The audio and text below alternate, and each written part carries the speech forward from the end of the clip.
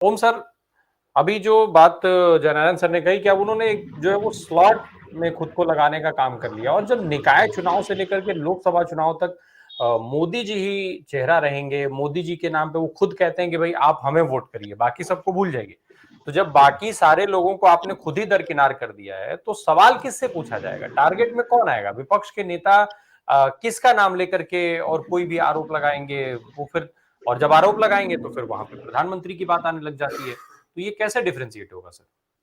देखिए, राजीव साहब ने एक बात कही नहीं, लेकिन वो सारे दृश्य से बिल्कुल स्पष्ट हो गई कि ये जो हमारे वर्तमान प्रधानमंत्री हैं, ये प्रेसिडेंशियल फॉर्म ऑफ गवर्नमेंट में बड़ा बिलीव करते हैं। और प्रेसिडेंशियल फॉर्म ऑफ गवर्नमेंट में बिलीव करने के साथ में वो बिल्कुल नगर पालिका से लेकर के और संसद तक पूरी तरीके से अपने को जन जन में व्याप्त करना चाहते हैं। और उनके एक टीम मिल गई है जो उनका उसी तरीके से गुणगान करती है उनके साथ में। राजस्थान में इसका अनुभव हमने किया है।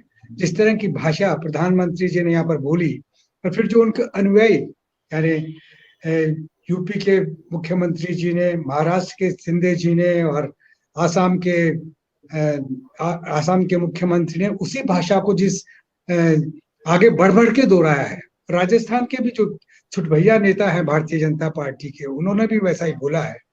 और वो उसकी चर्चा हुई है सब। अब उनको फिर से दोहराऊं तो क्या कि माँ का दूध और जेब कतरा और खाट खड़ी कर देंगे और तलवार बुलडोजर चला देंगे, और यम अगर वहां होता आसाम में तो यमराज को तुरंत मिला देते। और इस तरह की भाषा, इसका कोई मतलब नहीं है। डेमोक्रेसी में हमारा जिस जो कॉन्स्टिट्यूशन हमने पढ़ा उसके अंदर तो नागरिक को भी आजादी है, और उसके लिए 15, 16, 19 जो आर्टिकल है उसके अंदर बड़ा साफ साफ लिखा हुआ है। संसद के उसको भी वो सारा डिफाइन किया हुआ है।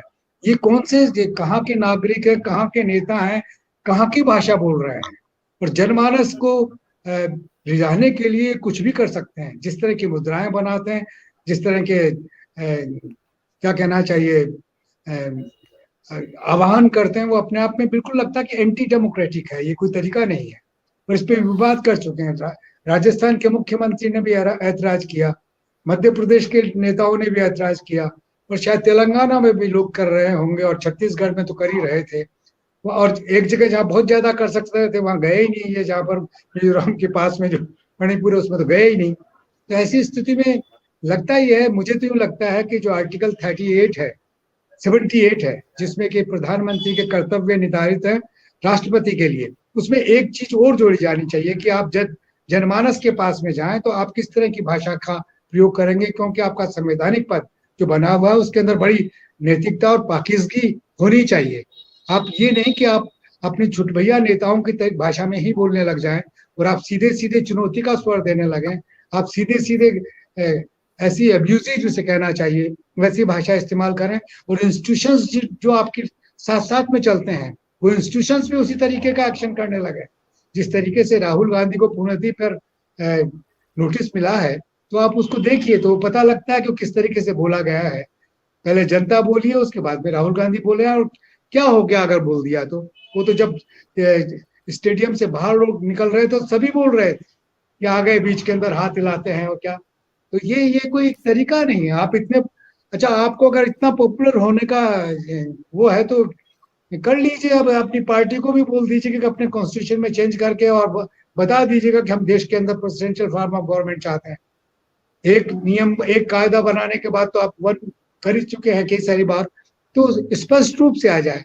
लेकिन फिल वक्त ये अच्छा नहीं लग रहा, क्योंकि अभी तक आपका नेशन स्टेट है, हमारी जो हमारा जो देश है उसके अंदर इस तरह की बातें अच्छी नहीं लगती। और जो भी और इस तरह के एक्शन जो हो रहे हैं, तो लगता है कि पुलिस राज आ गया है, ऐसा लगता है। मुझे इमरजेंसी का ठीक से अनुभव है, लेकिन इमरजेंसी में भी ऐसा नहीं था। हमें पकड़ के बंद तो कर दिया, ये तो तय है, लेकिन न्यायालयों के दरवाजे फिर भी खुले हुए थे, याचिकाएं फिर भी लग रही थी, बात फिर भी की जा रही थी, और वो चला नहीं। 19 महीने में सारा खत्म हुआ। किस तरीके से बदलाव हुआ, वो एक जनमानस का एक अलग सिस्टम था। लेकिन अब मुझे लगता है कि जनमानस के सामने ये मार्केट ओरिएंटेड इकोनॉमी ने जिस तरह का एक मूल्यों का जो सत्यानाश किया है, नैतिकता का जो सत्यानाश किया है, जिम्मेवारी के बारे में, देश के बारे में, समाज के बारे में सोचने के बारे में जिस तरीके से कई सारे व्यवधान पैदा कर दिए हैं, उसके अंदर ये सब बातें चल रही हैं। अन्यथा सामान्य वक्त में ऐसी बातें बर्दाश्त की नहीं जाती। और मुझे लग रहा है कि अगर अटल बिहारी वाजपेयी साहब भी, जो आप दिवंगत हैं, उनको उनका भी, उन्होंने भी कहा था इनको कि राजधर्म पे का विश्वास करो, उस पर यकीन करो, लेकिन तब भी इन्होंने कह दिया था कि जैसे इनके चेहरे मोहरे उस वक्त का दिखता है, उसे पता लगता है। तो मुझे लगता है कि संविधान में एक तो परिवर्तन किया जाना चाहिए कि प्रधानमंत्री के जहाँ 3 कर्तव्य राष्ट्रपति के प्रति हैं, वो 4 कर्तव्य होने चाहिए। और चौथा कर्तव्य ये हो कि आप सामान्य जन के बारे में, आप प्रतिपक्ष के बारे में, आप अपने आलोचकों के बारे में अब्यूजिव लैंग्वेज, ऐसी भाषा इस्तेमाल नहीं करेंगे जो उनके सम्मान के विपरीत हो। उनके अधिकारों की नागरिक के हिसाब से आप रक्षा करेंगे कि नागरिक के अधिकारों की रक्षा होनी चाहिए, तो अपने से शुरुआत करेंगे और अपनी गलतियों के लिए आपको स्वयं यह समय याचना करनी चाहिए। आप तो बिल्कुल सचमुच में, जैसे गुजरात में जनता को प्रजा कहा जाता है, तो प्रजा ही समझने लगे। ये अभी ये इस पर चर्चा होनी चाहिए। और ये सचमुच में बड़ा संकट का वक्त है। और मेरा ख्याल है कि भारतीय जनता पार्टी में जो डेमोक्रेटिक एलिमेंट्स हैं, जिनको भारतीय संविधान में यकीन है और जो भारतीय संविधान में आस्था रखते हैं, उनको भी खुल करके बोलना चाहिए। अगर वो लोग नहीं बोलेंगे तो वो वही हाल होगा जो किसी भी ऐसे मुल्क में जहाँ तानाशाही का सिलसिला होता है, वैसा हो जाएगा। जी ओम सैनी सर, जरा एक चीज मैं समझ लूं, आपने चूंकि पहले के प्रधानमंत्रियों के भी कार्यकाल देखे हैं, चाहे वो कांग्रेस के प्रधानमंत्री रहे हों, दूसरे प्रधानमंत्री रहे हों, अटल बिहारी वाजपेयी की बात अभी आवेश सर कर रहे थे, ये सारे प्रधानमंत्री रहे हैं। इन सारे प्रधानमंत्रियों के समय में भी राज्यों के चुनाव हुए होंगे। ऐसा तो था नहीं कि इनके कार्यकाल में राज्यों के चुनाव नहीं होते थे। क्या कार्यशैली रहती थी इनकी? क्या आज जो प्रचार का सिस्टम है, हालांकि आज तो सोशल मीडिया एक इतना बड़ा माध्यम है, मीडिया एक बहुत बड़ा जो है वो रोल प्ले कर रहा है, घर घर तक लोगों के पहुंचा हुआ है। तब तो ये चीजें बहुत कम थी, सोशल मीडिया था ही नहीं। क्या उस दौरान भी प्रधानमंत्री जो है इस तरीके से राज्यों के चुनाव में सक्रिय होते थे, निकायों के चुनाव में देखिए, सक्रिय होते थे, या अपने चेहरे पर लड़े जाने की बात करते थे? देखिए, पंडित नेहरू जब थे तब तो एक बार अगर आपके प्रदेश में आ गए चुनाव के वक्त में, तो लोग सुनने के लिए दूर दूर से, प्रदेश के कई हिस्सों से सब इकट्ठा होते थे और वो सारी बात सुनते थे। ये तो वो जमाना इस किस्म का था। वहां बार बार आने का सिलसिला नहीं था। एक बार आ गए, 2 बार आ गए, मुश्किल से। यही हाल इंदिरा जी के वक्त में रहा। इंदिरा जी को जब इस वैचारिक लड़ाई में का सिलसिला बना, सिंडिकेट इंडिकेट का युद्ध हुआ, उसके बाद में वो प्रदेशों में वो जाने लगे उस तरीके का।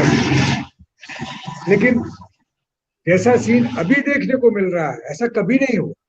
प्रधानमंत्री कभी कॉरपोरेशन के चुनाव के लिए नहीं जाते थे, प्रधानमंत्री पंचायत चुनाव के लिए नहीं जाते थे। अब तो हमारे जो वर्तमान प्रधानमंत्री हैं वो कहीं भी जा सकते हैं। तो मैंने कहा ना आपको कि उनको जन जन में व्याप्त होने का एक शौक हो गया है। और वो एक जिस मानसिकता को वो अपना कर चल रहे हैं, उसको आइडेंटिफाई किया जा सकता है, उसको कहा जा सकता है। मैं इसीलिए कह रहा हूँ, मैं सीधा बोलना चाहता हूँ कि प्रेसिडेंशियल फॉर्म में उनका बड़ा यकीन हो गया। वो समझते हैं कि जो श्रेष्ठ, अपने आप पे आत्ममुग्ध है, वो समझते हैं कि मैं जो कर रहा हूँ, मैं जो, तो उनको अभी तक ये जो, न उनको कर्नाटक याद है, न उनको हिमाचल याद है। उनको अभी अगर 5 राज्यों में कहीं कुछ वैसा मिल गया जैसा कर्नाटक में मिला है और हिमाचल में मिला है, तो फिर शायद वो इस सोच में लौटे वापस कि मेरी हैसियत भी कुछ ज्यादा नहीं है। ऐसी नहीं है कि मैं बिल्कुल विष्णु का अवतार हो गया हूँ, जैसा कि प्रचारित किया जाता रहा। मुझे लगता है कि इस पे अगर चर्चा नहीं करेंगे तो पता कैसे लगेगा। इसीलिए मैं कॉन्स्टिट्यूशनल बाइंडिंग की बात कर रहा हूँ। मैं कह रहा हूँ कि अनुच्छेद 78 में प्रधानमंत्री के जो 3 कर्तव्य, उसमें एक और जोड़ा जाना चाहिए, और वो जनता के प्रति और प्रतिपक्ष के प्रति और उनके आलोचकों के प्रति सम्मान का सिलसिला हो। वो भाषा कम से कम उसी तरीके से हो, और उसमें अगर कोई इंस्टीट्यूशन प्रधानमंत्री के उसको लेकर के इन्वॉल्व होता है तो उनको परे रहने के लिए कहा जाना चाहिए कि आप इसमें मत आइए। अब प्रधानमंत्री से बातचीत होगी, इसमें राष्ट्रपति बोलेंगे कि आप किस तरह की भाषा बोल रहे हैं। लेकिन जब राष्ट्रपति भी ऐसे ही हो और बाकी इंस्टीट्यूशंस भी उसी तरीके से बिहेव कर रहे हो, तो बड़ा मुश्किल हो जाएगा। तो हमारे लिए चिंता का विषय है। इसीलिए सोचा जा रहा है कि क्या इसका निदान हो, कैसे इनको रोका जाए, क्योंकि इनकी भाषा तो ऐसी है कि जो अपने आप में हिंसा पैदा करती है, जो एक तनाव पैदा करती है, और जो कहीं भी समन्वय और सौहार्द की बात नहीं करती। तो ऐसे ये अपना संकट है, इस संकट को सामने रख रहे हैं। इसलिए जो प्रतिपक्ष के वो नेता जो भाषा मोहब्बत की दुकान खोल के चल रहे हैं, वो ठीक लग रहे हैं कि भाई आप मोहब्बत की दुकान खोलिए, तो उसमें सारी जनता उसमें शामिल होगी, वरना ये नफरत की दुकान में तो अब कब तक चलेंगे, नफरत की भाषा तो। लेकिन इनके जो गढ़ हैं, वो जो अलग अलग प्रदेशों के मुख्यमंत्री हैं, वो आकर के राजस्थान को जैसे दूषित किया, मैंने देखा है ना, अभी 3 दिन पहले ही तो सारा सब कुछ हुआ है। आप बताइए कि वो जो आसाम के जो मुख्यमंत्री, वो जिस तरह की भाषाएं बोल के गए, आश्चर्य होता है कि अगर हमारे, जब हम पढ़ते लिखते थे उस जमाने में, अगर वो होते तो हम लोग पकड़ते कि आप ये क्या बोल रहे हैं इधर। लेकिन अब तो कोई बोल नहीं रहा, नौजवान कहीं उस तरीके से इकट्ठा ही नहीं हो रहा। वो बेचारा कैरियर की खोज में और अपनी अपनी तकलीफों में इसका तो उलझा हुआ है कि वो उसी में लगा हुआ है, क्योंकि प्रधानमंत्री ने 2 करोड़ जॉब तो दिए नहीं, पकौड़ा तलने की बात कह दिया। तो उसने कहा कि भैया प्रधानमंत्री के हाथ से तो कुछ मिलेगा नहीं, इसलिए कोशिश करो कि सिस्टम में अपने आप को स्थापित किया जा सके। तो ये जो, जब तक ये सारी आक्रोश वाला सिलसिला है कि नाराजगी वाला सिलसिला एकजुट नहीं होगा, तब तक प्रधानमंत्री को नियंत्रित करना बहुत मुश्किल है, क्योंकि उनको रियलाइजेशन तो होता ही नहीं है, उनको ये महसूस ही नहीं होता कि उन्होंने कोई गलती की है। वो न कॉन्स्टिट्यूशन को मानते हैं, न कुछ और। कॉन्स्टिट्यूशन में, मैंने इसीलिए कॉन्स्टिट्यूशन की भाषा में बात की है, कॉन्स्टिट्यूशन में जो उनकी 3 जिम्मेवारियां, उसमें चौथी जिम्मेवारी अनुच्छेद 78 में जोड़ी जानी चाहिए। तो राष्ट्रपति को बाध्य करना चाहिए उनको कि आप इस तरह की भाषा नहीं बोलेंगे। जैसे 3 के लिए बाध्य है, वैसे चौथी के लिए भी बाध्य हो जाए, तो जाकर के ये, क्योंकि इससे पहले किसी प्रधानमंत्री ने इस तरह की भाषा नहीं बोली, इसकी जरूरत भी नहीं पड़ी। राष्ट्रपति के पास में लोग जाते थे तो राष्ट्रपति तत्काल एक्शन लेते थे, वो भी अब खत्म हो गया। जब से 9.5 साल के अंदर राष्ट्रपति के पास में कितनी बार गए हैं प्रतिपक्ष के लोग, लेकिन उनका उसका क्या अंजाम रहा। तो वो एक हताश करने वाली सिलसिला है। इसलिए आपका न्यायपालिका के ऊपर आपकी निगाह जाती है, लेकिन संसद के मामले में न्यायपालिका उस तरीके से इन्वॉल्व नहीं हो सकती जैसे कि होना अन्य कामों में हो सकती है। तो इसलिए ये सारे संकट हो रहे हैं। तो इसका इलाज तो यही है कि इसकी आलोचना की जानी चाहिए, प्रतिपक्ष को इसके लिए आंदोलित होना चाहिए, एकजुट होना चाहिए, उसी के माध्यम से कुछ हो सकता है, और कोई इलाज नहीं है इसका। जी।